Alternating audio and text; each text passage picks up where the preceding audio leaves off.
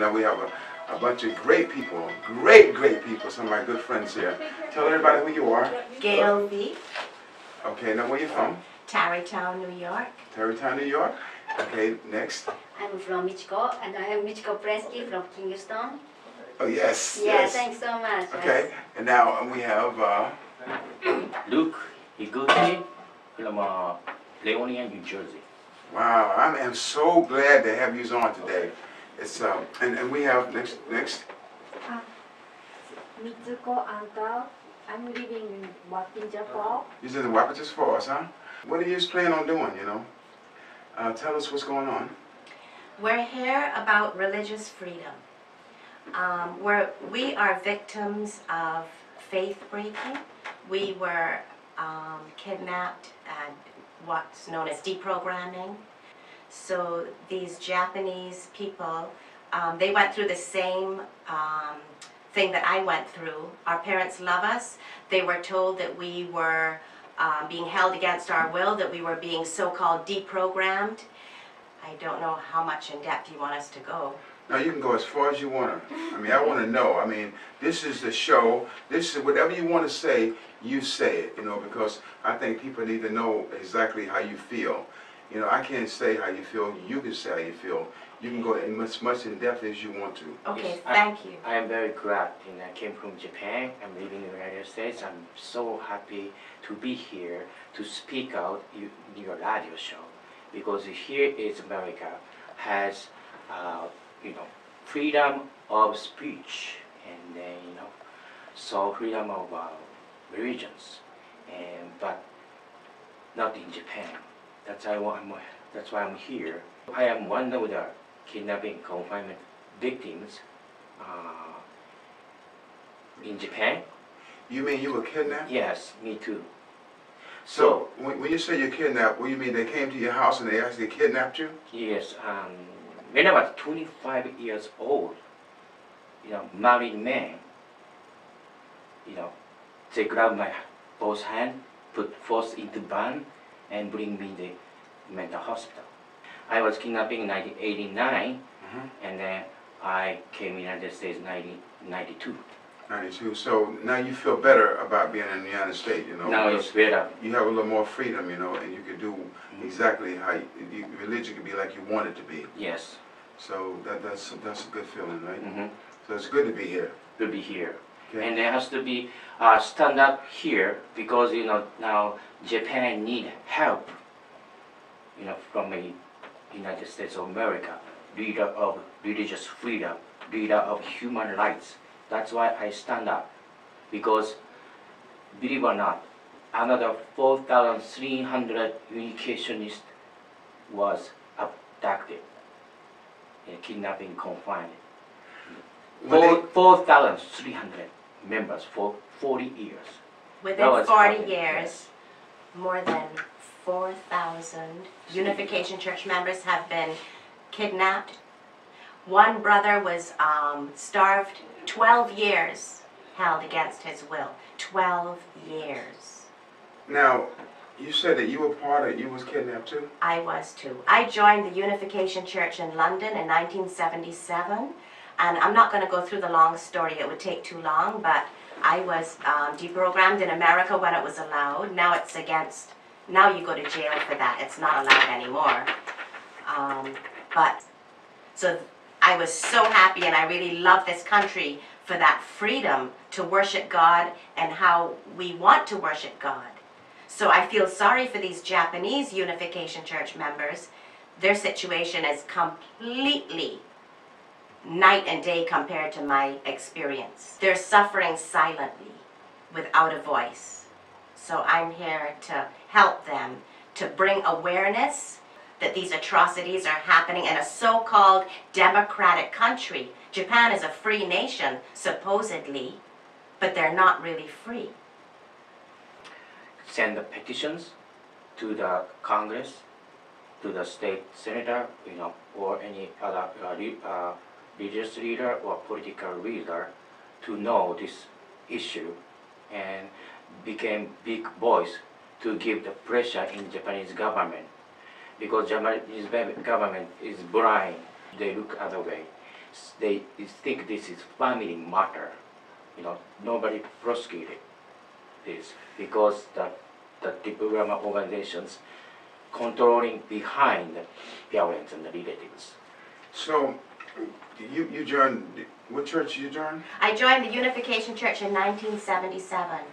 And here in our studio, there's another sister in our church. She cannot speak because she has post-traumatic stress disorder. She would like to speak, but she cannot because emotionally, she's crying right now. She cannot talk about it. But she cannot sleep at night, emotionally up and down, like really permanent damage. So, she's from Japan? Yeah. So it really affected her life? Yes, Yes. very. I'm really sorry that this happened to you, and so, first of all, I want to thank your church for always coming down to the church picnic. Yeah. And I want to tell you something about their church. They always come and they support the church picnic dedicated to God. They bring food down. If anybody knows about the church picnic, you know that their church come down and they actually bring chicken and rice and they feed the whole park. So that's how dedicated your church is. And I want to thank you for everything you do for me too. So I know about your church. But I didn't know about kidnapped. And just... Locked in an apartment with many locks, can't get out the window. Watched 24/7. Can't use the phone, no TV, nothing. Just constant bombardment to break their faith. You said 20 years ago. You mean 20 years ago you were actually kidnapped? You were put away in a room that you couldn't get out? Yes, in the mental hospital, solitary confinement. Wow. All right, go ahead. Yes. That long time ago, but it's now still going on in Japan. Couple of people still under the confinement, missing. The face-breaking organizations all over in Japan, they still are aiming us to, confuse our parents, the misinformed about church, and they're doing that kind of, activities still going on. So now it's almost 3 people is missing, and this year itself, already 10 people was kidnapping, and so we cannot stop the Japanese government pretending ignore, blind eyes, and law enforcement either. So we want to stop somehow, through the American government and American, voice to give the pressure to Japan. Without, Americans' help, Japanese brothers and sisters cannot go anywhere.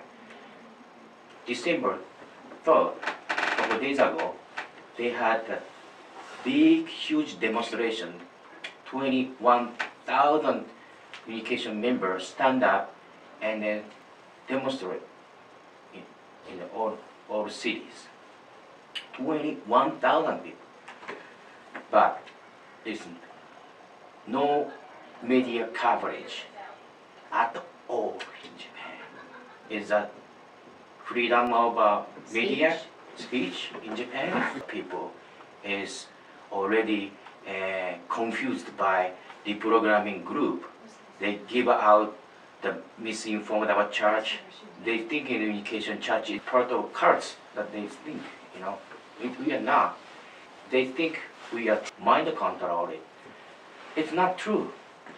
This is freedom choice. That's my choice, my faith. Worship God, follow the 11 moon. It's my choice. Married with Korean, who is 11 moon recommended. That's my marriage, my life, my choice, my decisions. So if everyone's thinking you are the dreamers, you're the mind controllers, it's not true. Just we realize what is God's true mind is, what is true love is, how we in marriage, how we keep the be happy family. That's all about it. That I agree with Reverend Moon, so I'm following his teach. That's all, you know. So Japanese people's like misunderstood. That's all the program group using the media and then use newspaper or TV show talk about bad things about our church. It's not true. That's why I wanted to explore the program has been done to us. So we were very quiet.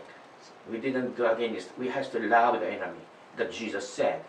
But now is the time. We stand up. We have to stop this abduction in Japan.